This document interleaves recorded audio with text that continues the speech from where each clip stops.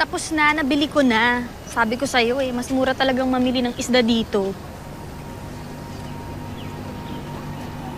Alam mo, ang dami mong reklamo no? Huwag kang kakakaan sa isda ko mamaya, ha? Miss, akin yung cellphone mo. Teka lang mo, hindi po ako mayaman. Sabi ko kasi, akin na yan. Dami pa sinasabi.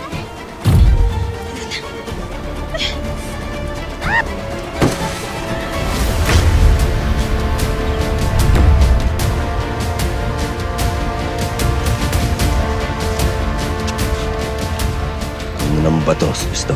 Ay, ikaw pala yan, Keno. Wala.